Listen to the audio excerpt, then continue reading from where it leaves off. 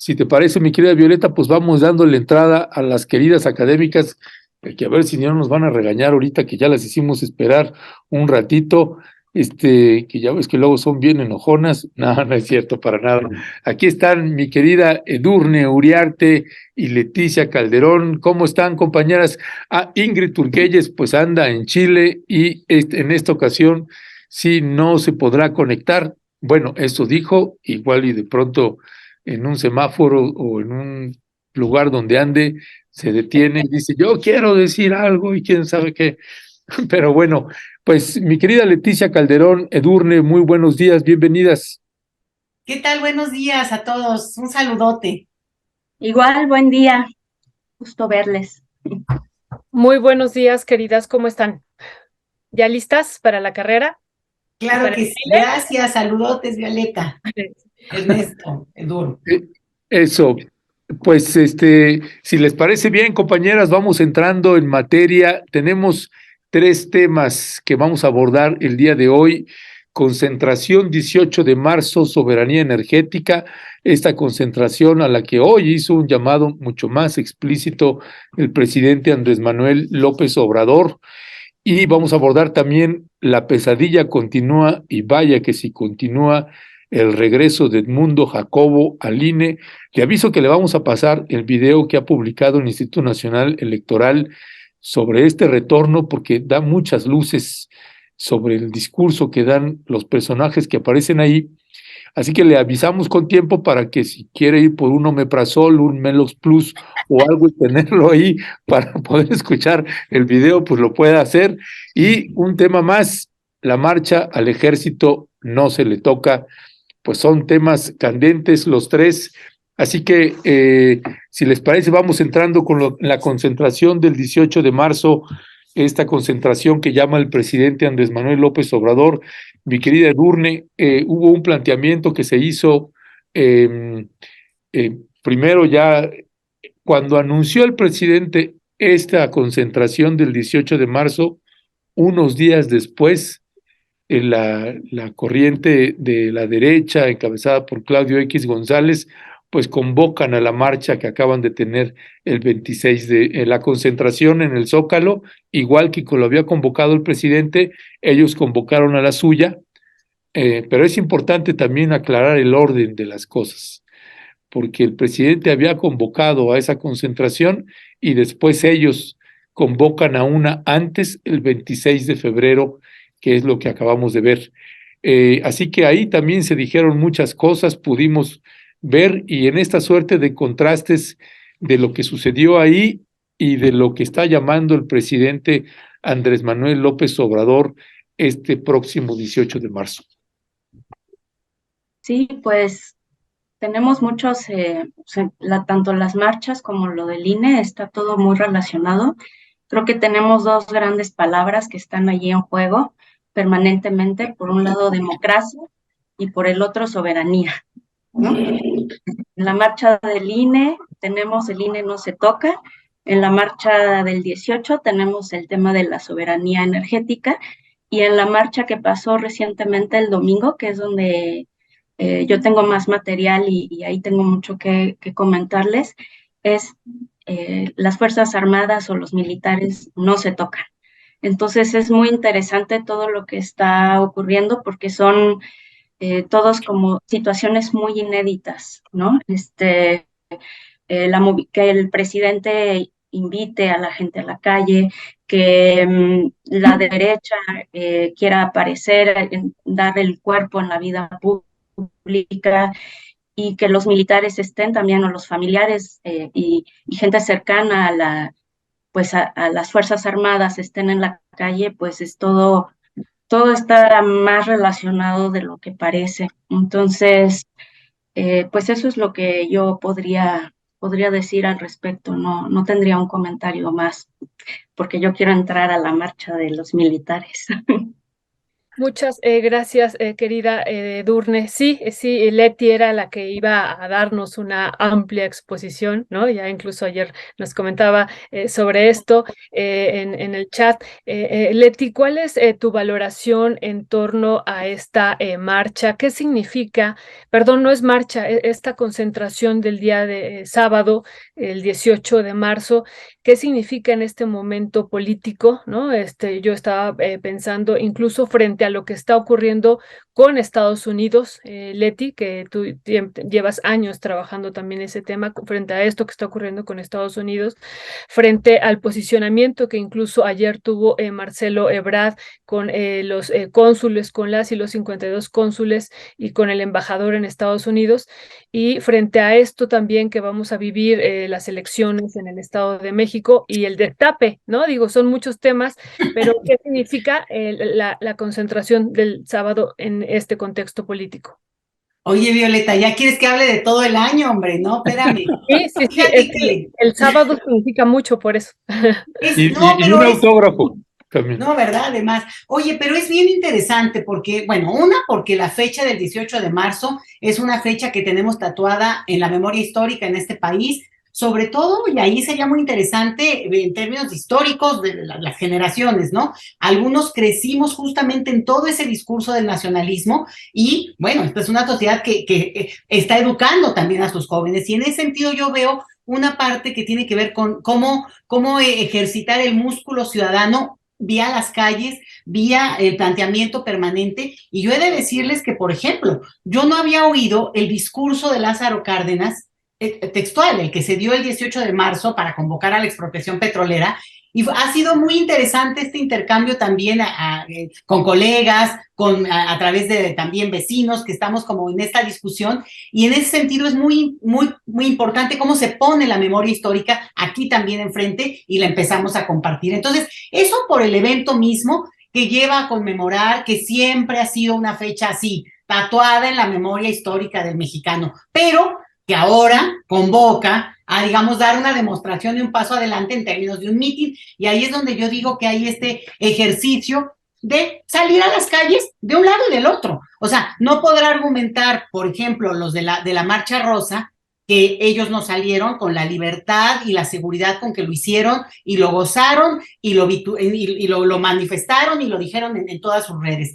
Entonces, ahora toca a quien tenga otra postura hacer lo mismo y es igualmente válido. Ahora, que si en este caso convoca a un actor político como es el presidente, pues cuanti más es un actor político. Que convoca a la televisión corporativa, pues digamos, pues tendrán su corazón muy claro, pero no deslegitima desde mi punto de vista una o la otra, y al contrario, bueno, así ya se ha jugado los últimos años en el país, con una claridad y apertura que celebra la democracia de este bendito país. Entonces, creo que por ahí una manifestación, meeting, como tú bien dices, Violeta, que no puede ser menor, y más bien yo les auguro que no puede ser 10 veces mayor que cualquier otra que se haya visto recientemente por el significado histórico, pero por lo que implica las maquinarias políticas, ¿no? Que en todos los países, pues obviamente tienen una articulación y tienen una organización por detrás. Entonces, la convocatoria que se hace, pues llevará a muchísima gente, traerá a muchísima gente, y como es solo un lugar específico de concentración, pues podrán venir muchas personas, porque además es puente, ¿no? El lunes ya se podrán tomar el martes y el domingo y el lunes como de paseo quienes vengan de más lejos. Entonces, sí creo que va a ser un momento muy interesante y lo vinculo con lo que tú preguntabas o comentabas, ¿no? Del momento histórico acá en términos de casi darle una cerecita para el pastel a López Obrador. Olvídense ahorita, lo voy a separar para que no se me apanique, ¿no? No, lo voy a separar del hecho de que en el proceso electoral estadounidense los republicanos, además un par de republicanos, porque hay republicanos bastante listos también y saben la importancia de México en términos comerciales y lo que le han explotado a este país también, ¿no? Entonces, ahí hay como que dos elementos, pero en términos del debate electoral, como algunos han empezado a jugar de manera muy ruda para presionar a México con eco de medios de comunicación, sin lugar a dudas. Pero en términos de la política acá nuestra, la local, la doméstica, pues obviamente no podrían haber hecho estas declaraciones tan fuertes estos 3 republicanos estadounidenses en el momento en que justo se convoca a un acto simbólico en términos del nacionalismo mexicano más fuerte y no del revolucionario aquel, digamos, de la revolución armada de hace un siglo, sino justo cuando se consolida un proyecto de nación que es ya con Lázaro Cárdenas, vamos, ¿no? Entonces, es como si necesitaba algo el presidente. Yo quiero oír ese discurso porque sin lugar a dudas el llamado al Pemex no se toca es sin lugar a dudas una bandera muy potente que se va a poder traducir en otros elementos, bueno, pues lo energético, de lo cual tú eres experta, o elementos en los cuales la soberanía del país tiene un contexto, o sea, no es una abstracción, la soberanía implica que estos señores que pueden criticar a México pueden hacerlo, pero no pueden amenazar de intervención. No, o sea, pueden decir, pues están en su derecho, como nosotros podemos decir también de su democracia, digamos, vía las armas, ¿no? Porque así se juega en ese país, o las enmiendas estas que son tremendas, pero eso no implica este nivel de discurso amenazante e intimidante que pretende serlo. Entonces, por eso digo, le dan elementos en términos de retórica a un presidente que convocará a repetir una gesta histórica, no de petrolera, pero sí en el sentido de la unidad nacional, de consolidar todo un discurso que se viene dando en la apuesta política que ha tenido este gobierno, con sus pifias y aciertos, ¿no? Entonces, creo que si lo enmarcamos ahí, se vuelve mucho más interesante, incluso de lo que hubiera sido, ¿no? Sin la ayuda de la Marcha Rosa. Ahora sí que nos apresta a movilizarnos por un lado, pero la otra sin digamos, ayudita de un discurso que ejemplifica. Cuando uno cree que no hay amenazas externas y dices, bueno, eso es como de otro siglo, ¿no? Ya basta, ¿qué es esto? Y de repente tienes a estas voces, pues la verdad es que le da sentido, le da forma y contribuye estrictamente en términos políticos, ¿eh? Aguas con esto, no se confundan con que no hay amenaza, no, sí que la hay, y si hay intervencionismo, vaya que lo hay, pero sí creo que por ahí ponerlo. Y nada más la última cosa que no quiero dejar fuera, y es que en este escenario, qué interesante el que sale, digamos, con elementos favorables en términos de visibilidad, incluso de un discurso, como es Marcelo Ebrard. Porque Marcelo Ebrard, como canciller, y que, bueno, ahora que fue a Estados Unidos a hablar con los consulados mexicanos, los cónsules, pero también ha dado un par de entrevistas muy buenas y una expresión que, bueno, es propia del momento que estamos viviendo y dice, sobre mi cadáver. Ahora sí que esta intervención anunciada por estos, les digo que lo único que están haciendo es contribuir a un juego político interno nuestro, pero ni siquiera se dan cuenta, pues, porque no tienen esa capacidad, ni siquiera tampoco los internos acá, ¿no? Que son los críticos. Y Ebrard plantea una serie de cuestiones, logra desmontar en términos de la narrativa con un par de entrevistas que por ahí les pongo acá porque creo que pueden ser de interés también de quienes nos siguen, pero esto en esta competencia que sabemos que viene al final del año, como Violeta quería que vemos ya todo el año, pues de repente ubica en una posición muy estratégica un discurso fuerte, contundente, sin rodeos, ojo, y fuera del país, no solo internamente, que siempre esto, bueno, uno acá puede tener sus claves, no, se lo dice. Y también por qué México se alía en un sentido más diplomático, si ustedes quieren, pero abre vínculos más fuertes con la India, por ejemplo. ¿Por qué México no critica o no se opone a ciertas bloqueos que hay? Y bueno, lo dice claramente el canciller Ebrard. Entonces, le da también un juego que hasta hace 2 semanas, a este nivel, no tenía Ebrard. Entonces, creo que estamos viendo tiempos muy interesantes políticamente en la coyuntura. Gracias, mi querida Leticia. Pues sí, y después de este video que vamos a ver y después de esta contextualización que nos hace Leticia, pues coincide también con esto que señalaba nuestra querida Edurne, que todos los temas prácticamente de hoy están enlazados de una u otra manera. Y eso tiene que ver con lo que está sucediendo en México y a propósito de esto que señala ahorita Leticia, de que esto que hacen desde los Estados Unidos o esto que hacen las corrientes de ultraderecha en México, pues lo que hacen es unir y sumar fuerzas, porque si algo después de ver este video, si algo uno tiene claro, es que tenemos que hacer todo lo posible, no solamente para que esta gente que va a ver usted a cuadro se vaya, sino para que nunca regrese. Vamos a ver este video y ya le avisé, si tiene su omeprazol, ahí póngalo al ladito, tómeselo de una vez antes, y vamos a ver aquí a don Porfirito, diría el presidente Andrés Manuel López Obrador, y a pues al señor Jerónimo, Lorenzo, don Lorenzo Córdoba, el flamante presidente del Instituto Nacional Electoral. No solamente son ellos, así que ahí le va.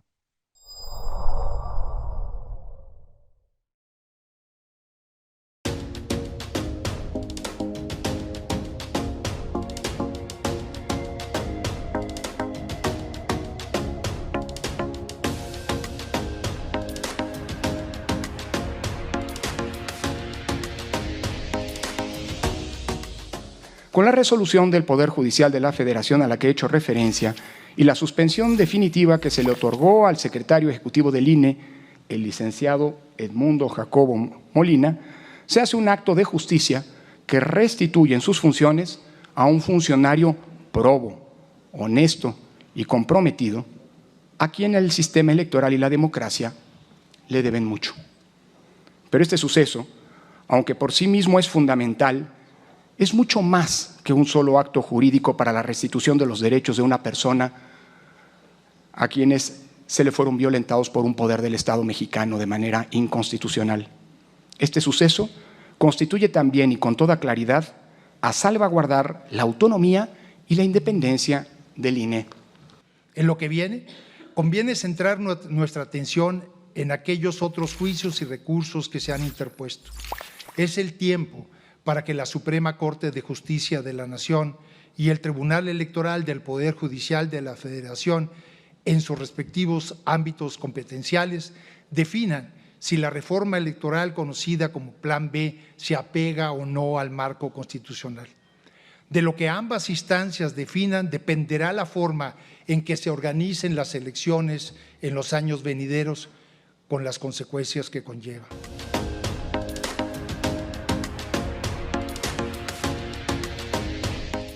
Quiero reconocer públicamente la determinación de Edmundo Jacobo para ejercer su derecho de defensa ante el Poder Judicial, pues si bien se trató de un congruente acto personal, también implica, y esta sesión así lo demuestra, una acción de defensa de la autonomía del INE y de las atribuciones de este Consejo General. La victoria jurídica y judicial de Edmundo Jacobo es también un triunfo del INE, de sus funcionarios, de sus trabajadores, de la razón. Con su ejemplo, señor secretario, usted demuestra a las compañeras y compañeros del Servicio Profesional Electoral y de la rama administrativa que sí hay un camino, el de la Constitución y la ley para frenar las violaciones del Plan B a los derechos laborales. Celebro esa determinación porque es muestra de los contrapesos necesarios en una democracia que permiten un equilibrio de fuerzas y un control recíproco.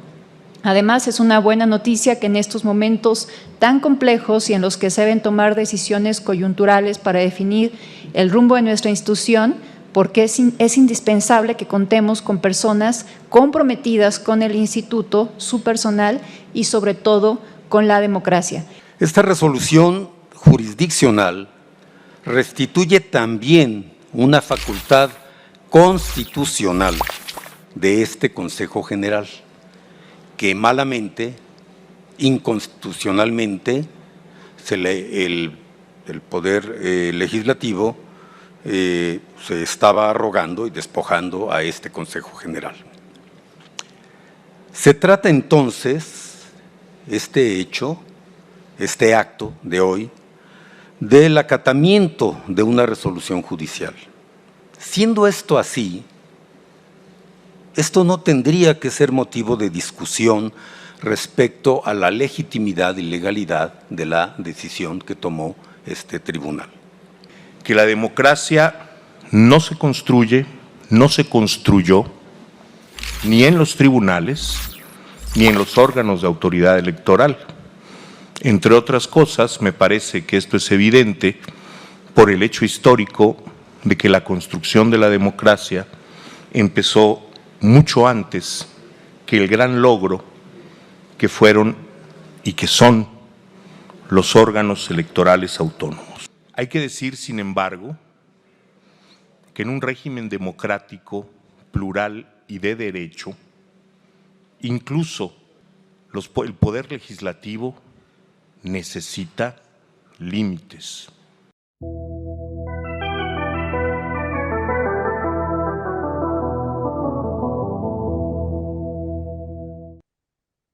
Pues después de escuchar la sección de Los Miserables del Instituto Nacional Electoral, mi querida Edurne Uriarte, tiene usted la palabra, compañera.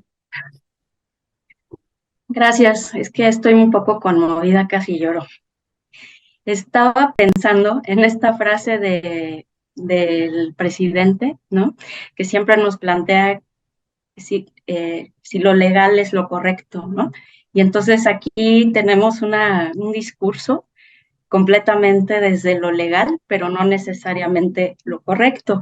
Yo me preguntaría primero qué representa Edmundo en esta lucha, ¿no? Porque es un funcionario que no ocupa una posición pública realmente muy relevante, pero hacia el interior del instituto articula o es parte de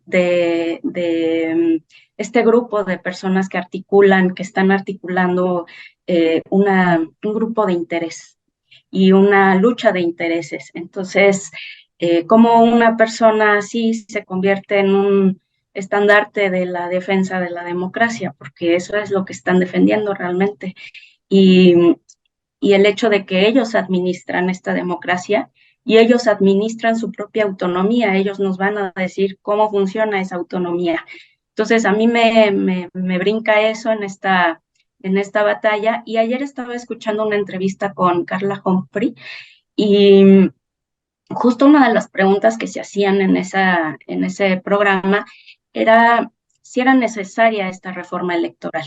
Y me pareció interesante ese ejercicio porque nos regresa otra vez al inicio y a recordar por qué estamos aquí y cuáles son las causas que hacen importante una reforma a la ley electoral.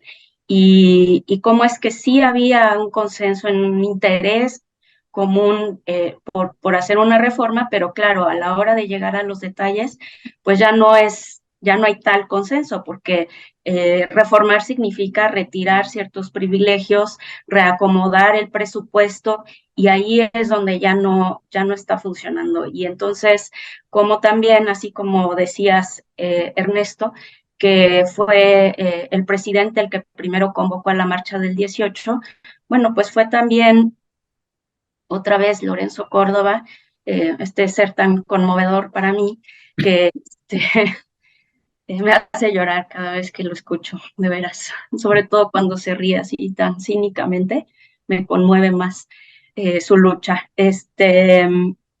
Pues cómo está defendiendo todo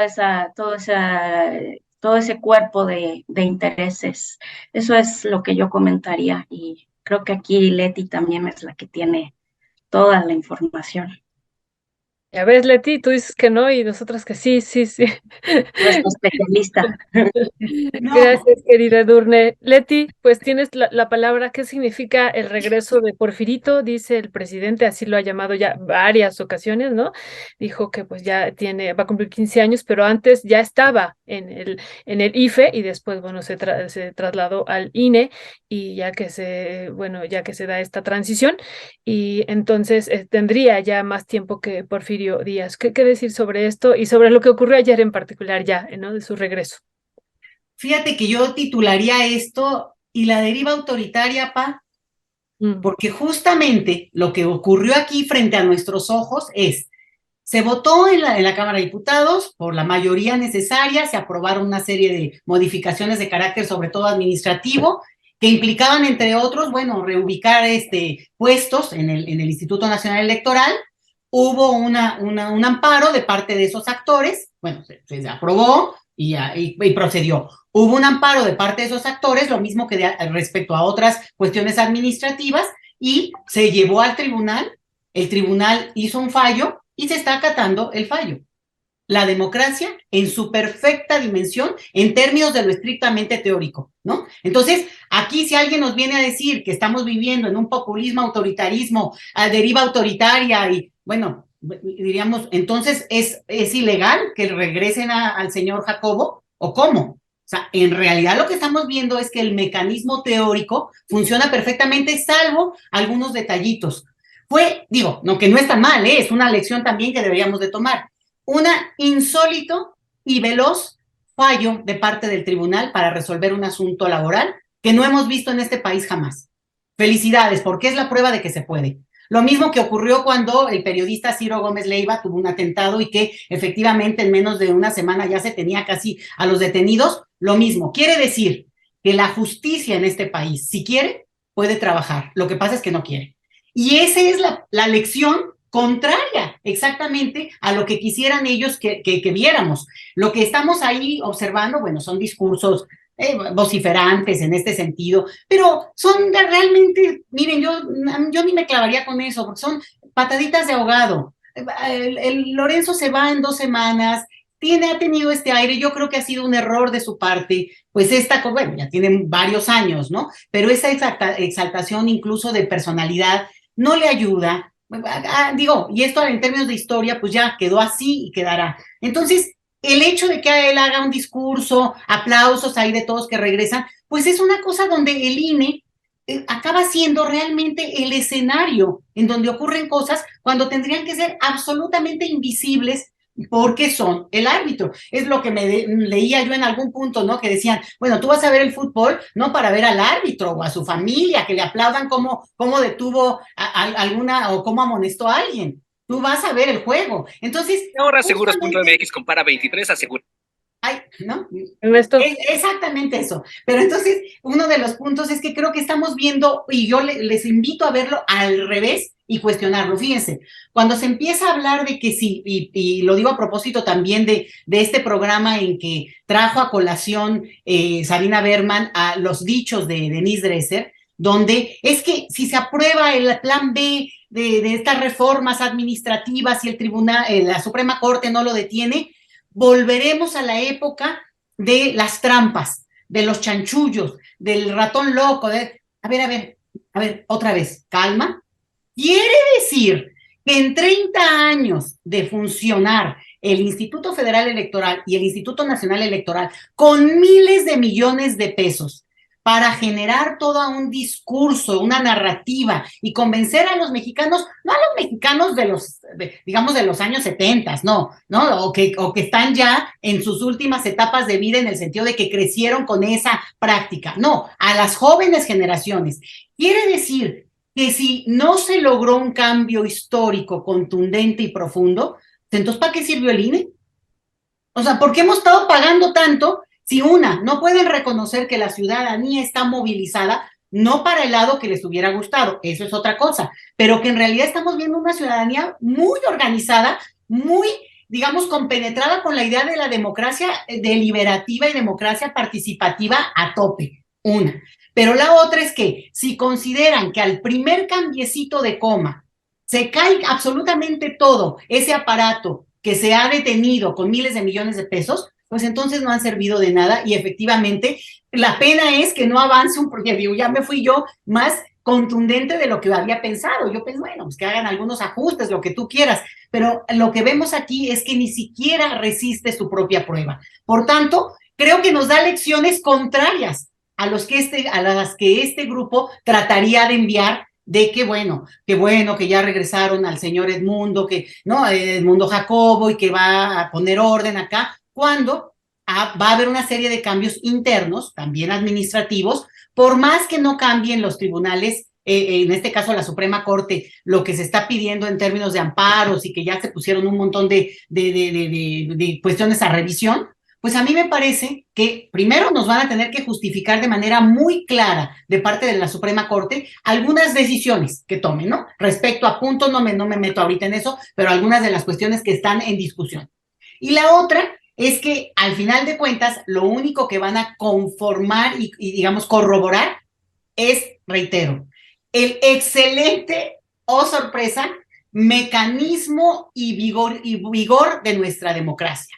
Quiere decir que el equilibrio de poderes puede revisar una decisión y por tanto eventualmente podremos avanzar otra vez a discutir en el marco de otra correlación de fuerzas menos adversa para unos o más benéfica para otros, pues cuestiones en donde se pongan en la picota las pluris en la versión que hoy tenemos, porque es inaceptable el presupuesto multimillonario que reciben los partidos que no quisieron tocarlo. Con el argumento de el INE no se toca, lo único que hicieron es favorecer este inmenso recurso a los partidos políticos. Cubrieron a los partidos. Y ahí la dejo porque si no, pues ahora sí que le cantaría yo a Patricia Mercado aquella de no llores por mí, don Jacobo, ¿no? Porque pues ahora sí que, no sé, será muy bonito verla, preguntarle en su momento qué piensa ahora de que ya regresó su amigo Jacobo.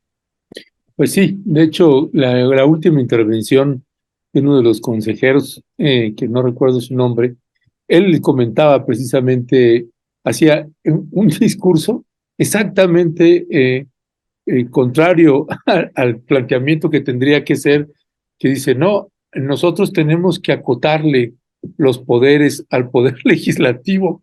Putísimo, ¿no?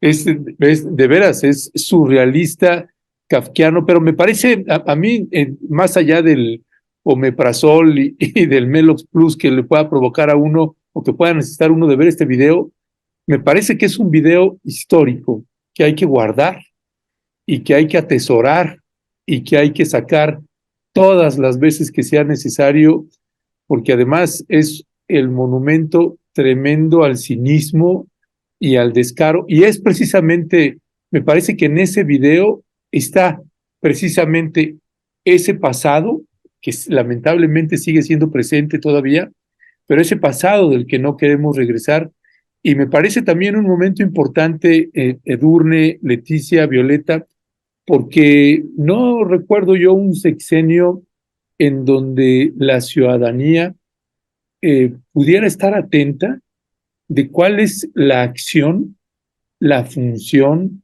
la operación del Poder Ejecutivo, del Poder Legislativo y del Poder Judicial.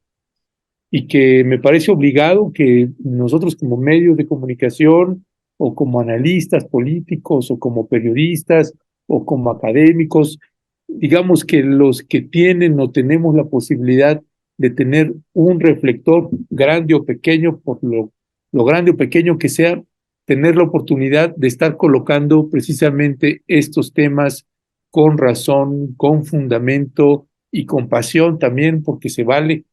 Lo malo, cuando la pasión nubla la razón, eso es otra cosa, pero cuando la pasión viene de la indignación que puede generar pues este cinismo y este descaro de estos funcionarios, y yo creo que pues está pasando a la historia Lorenzo Córdoba, Ciro Murayama y ahora este personaje que ya en las redes pues ya le empiezan a decir inmundo Jacobo, pues vaya descaro que tienen estos personajes.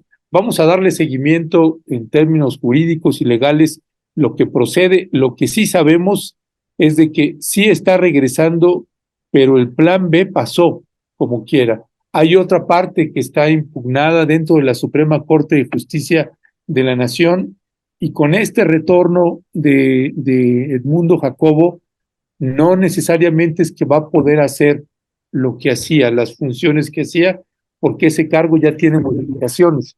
Así que vamos a ver qué es lo que sucede ahí. Lo que sí se garantizó y se amarró este angelito, pues es la paga.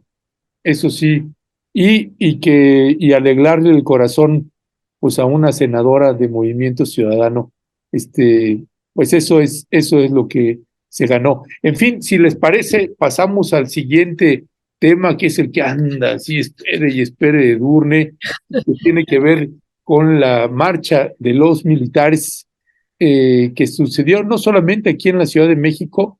La iniciativa surgió desde Nuevo Laredo, Tamaulipas, y de ahí se amplió a otros lugares. Así que, Edurne Uriarte, ¿qué nos ilustra esta Sí, marcha de las Fuerzas Armadas? no, un montón de cosas. De integrantes de las Fuerzas Armadas. Sí, bueno, nada más dos cosas de lo anterior. Este Edmundo Jacobo debe tener demasiada confianza en la lucha que está, según él, encabezando, para no tener la dignidad de él verse en esa posición y decir yo no debo regresar. O sea, a mí me parece una cosa bárbara haber hecho eso públicamente. Eso en primer lugar. Y en segundo, es que sí creo que estamos viendo con mucha fuerza un grupo conservador, y no me refiero a conservador ideológicamente, sino que conserva, que está muy interesado en preservar ese Estado, esa democracia donde ellos realmente creen que ellos son esa democracia, la están encarnando. A mí me tienen muy impresionada en ese sentido, y esta misma idea me la quiero llevar también a lo que vamos a ver ahorita, porque yo creo que detrás también hay una noción de conservación de nuestro Estado muy fuerte y que viene de varias cosas. A mí, bueno, lo primero es que lo del domingo, cuando lo escuché el viernes con el presidente en la mañanera, dije, ¿de qué está hablando? Porque parecía que iba a ser nada más una movilización en Tamaulipas, entonces yo lo veía como algo ahí pequeño, no entendía muy bien, y de pronto el domingo me di cuenta que iba a estar en más ciudades y me enteré que estuvo en la Ciudad de México pues ya muy tarde, porque si no me cambio de ropa y me voy de inmediato a ver qué está pasando allí. Y entonces, bueno, creo que eso es lo primero. Creo que a muchos les tomó por sorpresa.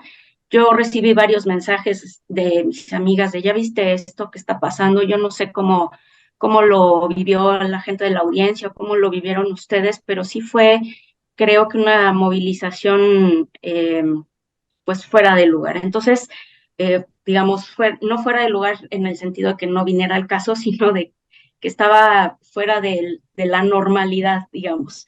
Y bueno, pues yo, digamos, como comentario general, antes de todos los detalles que les quiero compartir que me encontré, es que yo creo que hay que hablar muchísimo sobre la violencia legitimada de las Fuerzas Armadas, legitimada entre comillas, como la fuerza que puede ejercer el Estado, porque se ha hablado mucho de daños colaterales, se ha hablado mucho de los actos en funciones del ejército, y bueno, desde ahí se ha justificado, se ha permitido muchísima impunidad y muchísima injusticia para la sociedad civil. Entonces, esa es, digamos, una de las conclusiones generales a las que yo llegué. Pero bueno, para empezar por ahí, bueno, Ernesto ya nos decía, fue una movilización que se convocó desde Nuevo Laredo a propósito del caso de que el ejército mexicano ejecutó, y muy probablemente extrajudicialmente, según toda la información que tenemos hasta ahorita, a 5 jóvenes. Y bueno, 4 militares están en proceso. La consigna que tenían estas movilizaciones era para apoyar también a esos 4 jóvenes. Convocaron en 51 ciudades, pero yo tengo bueno, de la información que encontré, entre 7 y 15 más o menos son las que sí estuvieron. No encontré una cifra exacta de cuántas ciudades, y bueno, Reforma dice que fueron 40, pero no encontré algo similar, ya lo vi muy disparado. Y fue una convocatoria por redes sociales, entonces eso generó mucha suspicacia de si eran realmente familiares o quienes estaban detrás. Bueno, el mismo AMLO en su primer testimonio no tenía mucha claridad de lo que estaba ocurriendo. Y bueno, ¿quiénes llegaron? Yo entiendo que llegaron familias de militares en retiro, y según el Universal no hubo militares en activo. En la Ciudad de México fue una marcha de 2 horas con algunos cientos de personas, y sí creo que es un tema importante. Entonces, bueno, ¿qué detona esto? ¿No? Fue la primera pregunta que traté de contestar, y bueno, digamos, uno de las noticias más, o de las entrevistas que más información me aportó, fue la de Astillero el día de ayer con Juan Vélez Díaz. que fue uno de los primeros temas que me ayudó a empezar como a entender todo este escenario desde, o sea, como ciudadano no sabía yo bien cómo ordenarlo, y habla de un descontento, natural desde Felipe Calderón de las Fuerzas Armadas. Un descontento de ser utilizados como fuerza pública, fuerza policíaca, cuando en realidad ellos han su naturaleza, su función, su formación, todo tiene que ver con otra cosa muy distinta. Entonces, cuando llega Andrés Manuel y hace toda esta transformación hacia la Guardia Nacional y sigue utilizando al ejército en las calles, pues hay todavía un mayor desgaste que yo no sé y que él mismo plantea, Abel Díaz, si se calculó ese desgaste de parte de las Fuerzas Armadas. Y entonces por ahí está girando algo de cómo ha sido utilizada el ejército desde el inicio de la guerra contra el narco en 2006. Entonces, bueno, ese es uno de los elementos que aparecen ahí. También, ¿qué más detona esto? Bueno, hay un conflicto permanente entre la violación de los derechos humanos y la actividad permanente de las Fuerzas Armadas. Esta tensión entre que siempre, y a mí me quedó muy claro en la entrevista que hice hace algunos meses con Gerardo Sandoval, el militar en retiro, siempre que estén las Fuerzas Armadas en la calle, van a ocurrir situaciones extralegales y que van a romper la frontera de los derechos humanos. No lo podemos evitar. Siempre va a ocurrir. Entonces, ahí tenemos un conflicto y un dilema permanente, porque además tenemos la decisión de transitar a una Guardia Nacional. Y en este tránsito, lo que ha ocurrido también es que cuando AMLO ha propuesto integrar toda esta visión de derechos humanos y demás, lo que ha ocurrido también es que hemos visto muchas imágenes que nunca se habían visto antes, donde el militar es golpeado, es agredido por ciudadanos o que los detienen, al contrario, los detienen los criminales que los tienen ahí detenidos o los secuestran y luego los liberan. Entonces, todas esas, digamos, desde la marcha, lo que hay es una expresión de agravio, de malestar, de algo nunca antes visto. Y entonces aquí hay una tensión interesante, porque mientras nosotros estamos viendo que AMLO le está dando muchísimas más atribuciones a las Fuerzas Armadas, que las está empoderando, que les está dando actividades que pues cuestionamos si deberían de tener y por cuánto tiempo. Digo, ustedes publicaron ya varios artículos sobre el Tren Maya, un montón de actividades administrativas, pues lo que las familias sienten es lo contrario, que AMLO los ha abandonado, que AMLO no los está respetando como debería de respetarlos, por introducir toda esta filosofía de derechos humanos donde ellos están convocados a actuar contra un oponente, pero al mismo tiempo no pueden actuar como lo hacían antes. Entonces, aquí empieza a haber ya una complicación y una tensión que desde las familias empiezan a expresar un descontento muy grande. Y además, bueno, tenemos todo un contexto político. Tenemos un gobierno con este proyecto en transición, tenemos un gobierno que está tomando todas estas decisiones sobre las Fuerzas Armadas y donde los familiares muchas veces dicen, o los soldados en retiro, porque aparentemente no hubo soldados en funciones, a mí no me preguntaron. A mí no me dijeron si yo quería ser Guardia Nacional. Entonces, bueno, tenemos aquí como esta tensión. Tenemos una estrategia de seguridad que pues tendrá algunos logros, tiene más oscuros que claros a veces, pero que permanentemente está siendo cuestionada por los medios de comunicación, y desde los medios de comunicación todo está mal.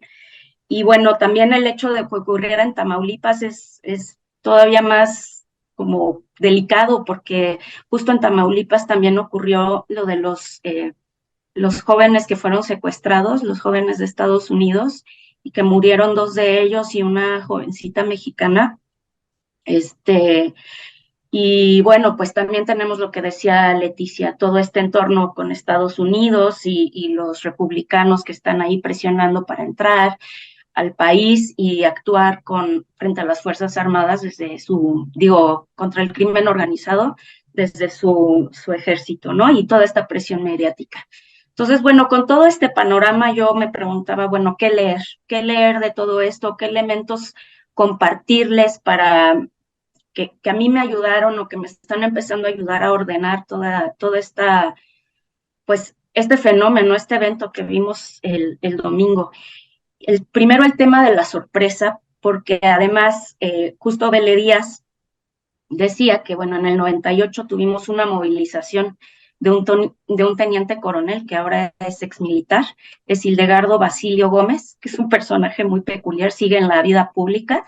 De hecho, Ernesto, te mandé un video de él, porque justo en ese video hay un fragmentito de esa marcha. Entonces, ellos iban vestidos como militares, ellos estaban viviendo un juicio y llevaban el estandarte de la Virgen María. Entonces, bueno, esa es una movilización que se produjo por otras razones. Ellos estaban también bajo un juicio, pero curiosamente ellos estaban pidiendo que se quitara el fuero de los militares. Entonces, sí hubo alguna vez antes, por primera vez en la vida moderna, una movilización que fue la de ellos.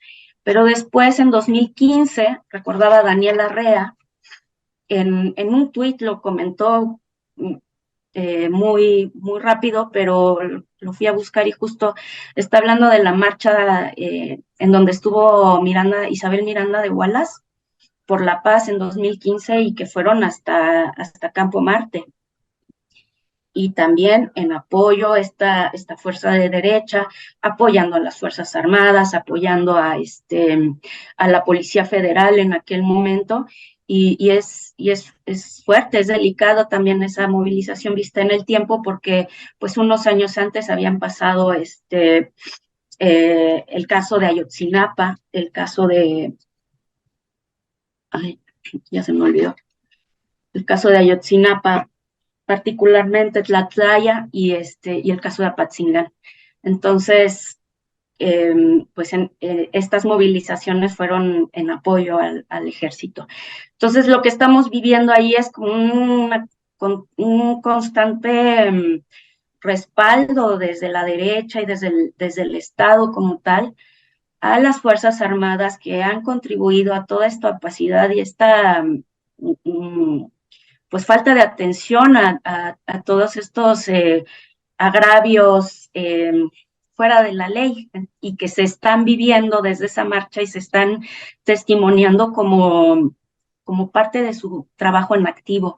Entonces, sí creo que es bien delicado y bueno, también en esto de qué más, cómo verlo, está esta tensión de que si fue legítima o no fue legítima. Yo diría que fue legítima. En tanto hubo muchos familiares, perdón, estoy un poco agripada, hubo muchos familiares allí, entonces sí puedes ver a las familias ahí presentes durante la marcha, y de hecho uno de ellos decía, no traemos acarreados, traemos a personas con lealtad, que me pareció muy importante, y me hace pensar en cómo esta lealtad y este honor que es tan importante para las Fuerzas Armadas contrasta con esta actividad actualmente de querer hacer de nuestro ejército un cuerpo con mayor conocimiento, mayor sensibilidad hacia los derechos humanos y cómo está pujando con el tema del honor desde mi punto de vista. Entonces, bueno, pues por ese lado es legítima, pero es también legítima si pensamos que hay fuerzas oscuras, porque esas fuerzas oscuras, ¿de dónde pueden venir? AMLO dice que vienen del crimen organizado. Yo más bien intuyo que vienen de fuerzas dentro del propio ejército y en relación con la derecha también, por todo este descontento y además porque en los testimonios yo veía que, mira, por ejemplo, alguien decía, rápido, ya casi acabo, que no había que vulnerar los derechos y garantías constitucionales del capitán, del médico, del teniente, del coronel y del general. Estamos hablando de altos mandos. Entonces, ¿hasta qué punto estamos en una lucha política donde quienes están siendo beneficiados también de todos estos, de todo este nuevo reacomodo económico y dónde está quedando la tropa? O sea, a mí me genera mucha incertidumbre en ese sentido de por dónde se está circulando el dinero de todos estos nuevos proyectos. Y bueno, pues sí, justo esto de las motivaciones ocultas, ya casi termino. Y bueno, también en estas fuerzas ocultas también hemos visto desde antes, desde 2019, yo creo, a gente como Lili Telles, que todo el tiempo está diciendo cuando pasa algún agravio con un militar y demás, decir, no pueden tratar así a nuestras Fuerzas Armadas, eso no es digno. También desde la derecha están mandando ese mensaje que se está reproduciendo en la marcha y todo ese descontento que está allí es real. Y es un descontento que expresa muchas cosas con las que podemos no necesariamente estar de acuerdo, pero que está ahí y que está expresado en las familias, y que desde las familias también podemos ver cómo pues el ejército finalmente fue educado para atacar a este oponente, y AMLO está intentando cambiar ese rumbo, pero en lugar de eso lo que está generando también es un descontento al interior, y lo que revela todo esto es que sí hay un descontento. Entonces yo me quedo al final con esta reflexión entre derechos humanos, ejercicio de la violencia, y también todo este fenómeno como una consecuencia de la guerra también, de cómo el ejército ha sido usado permanentemente en contra de la ciudadanía. Guerra sucia, guerra contra el narco y también la contención social. Y ahí acabó, perdón. Muchas gracias, querida Edurne. Pues sí que querías hablar del tema, querida Edurne, ¿eh? Realmente sí, ya nos dimos cuenta que muchísimas gracias por esta amplia explicación y exposición que es muy, muy útil.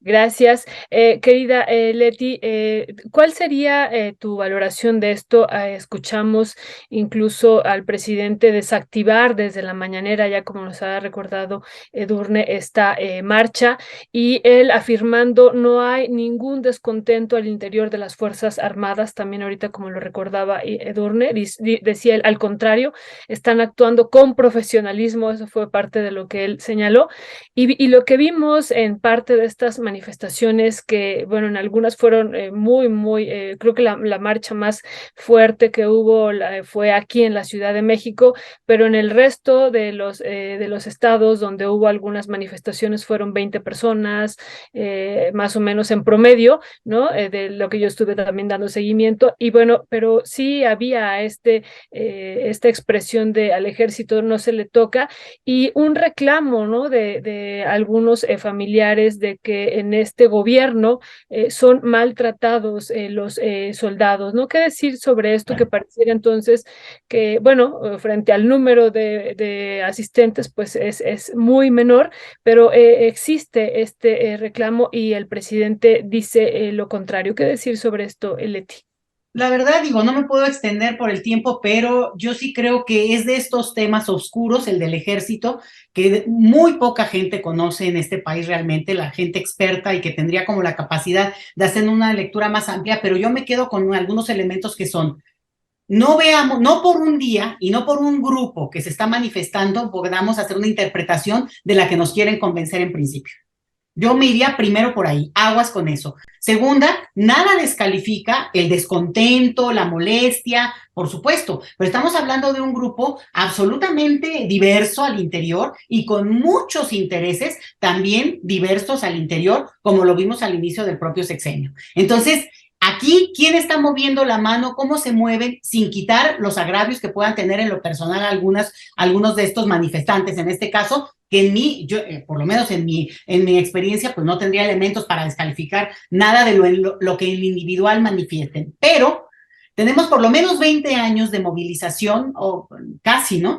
De estos militares en la calle. Han tenido y han sido agraviados en el sentido de que han sido culpabilizados, incluso a nivel digamos, Comisión Interamericana de Derechos Humanos, donde han salido responsables de situaciones muy concretas, y nunca hemos visto una respuesta ni una movilización. Entonces, a ver, aguas.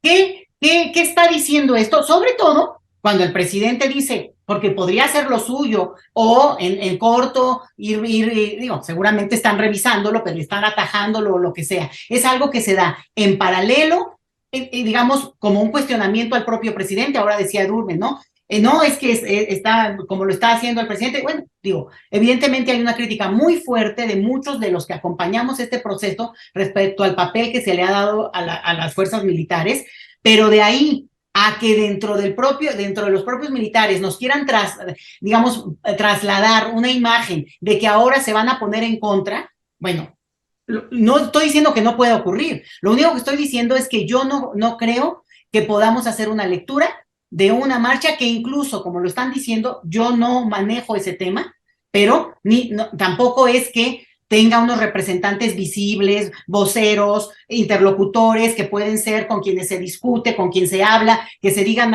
cuestiones muy concretas, donde sí ha ocurrido también que a los militares, bueno, no les ha respondido el Estado en términos de los beneficios que tendrían que haber recibido las familias cuando ha habido una baja o cosas de ese tipo. Es cierto, pero me preocuparía trasladar esta lectura a una cosa que ya genere una alarma mayor de la que de por sí debe haber, ¿no? De que por sí tenemos, en un sentido siempre de un equilibrio tan complejo como es del que ha habido en este sexenio con las Fuerzas Armadas, que no es poca cosa. Yo ahí me quedo nada más.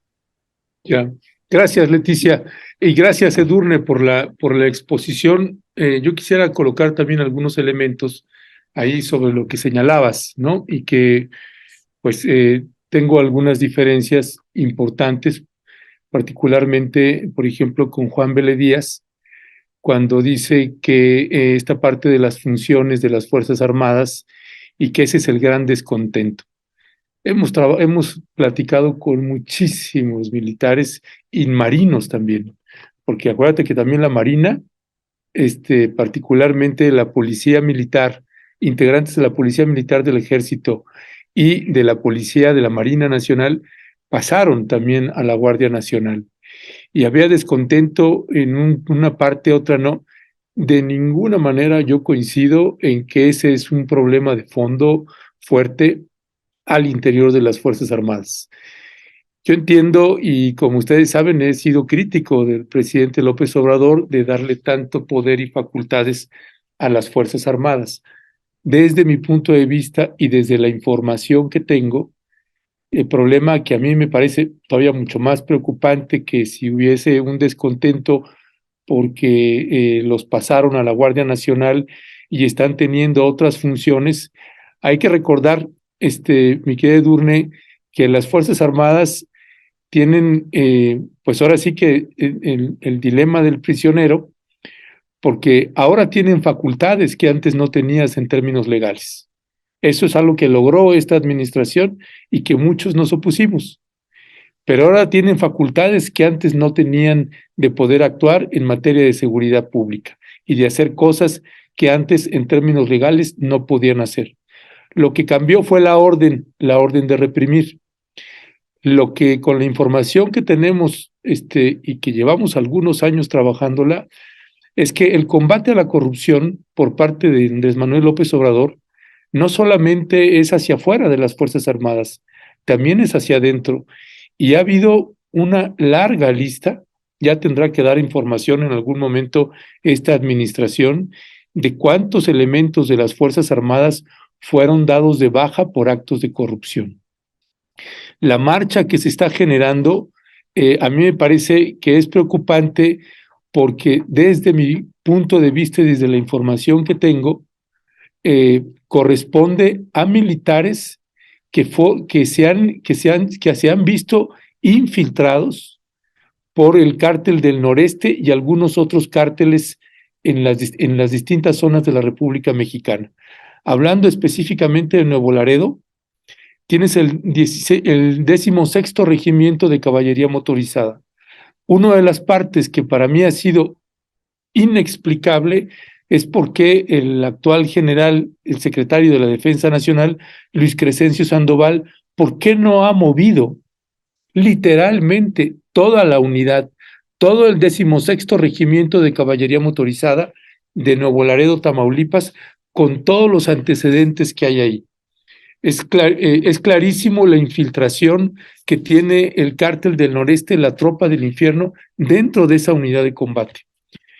Han logrado detener a unos, pero a otros no, y sigo sin explicarme por qué no se mueve la unidad de combate entera. Y no lo ha hecho en ninguna de las posiciones de Tamaulipas que me parecen fundamentales, como Ciudad Mier, y como la de Matamoros ahorita, que esto en el caso de la Marina, que la propia Marina está pidiendo apoyo, porque la infiltración ha sido fuerte por parte de cárteles. Así que a mí me parece que esta gente que marchó, y no digo que no haya, por ahí pueda haber algún militar que ha obrado de buena fe y se ha conducido de manera propia en su trabajo como Fuerzas Armadas, como elemento de las Fuerzas Armadas, pero me parece que ahí es una situación en donde por eso hemos advertido los riesgos de darle tantas facultades y tanto poder a las Fuerzas Armadas, porque si se te infiltran como tienen ya, y como tenemos identificados en algunas unidades de combate dentro del interior de la República Mexicana, pasa esto, porque lo más absurdo y peligroso es que esta marcha lo que está pidiendo es impunidad frente a unos militares que ejecutaron a 5 jóvenes que la propia autoridad militar reconoció que no iban armados. Y si no iban armados y los militares dispararon, pues es una ejecución extrajudicial cometida por elementos de las Fuerzas Armadas. ¿Quién está defendiendo a estos militares que están implicados?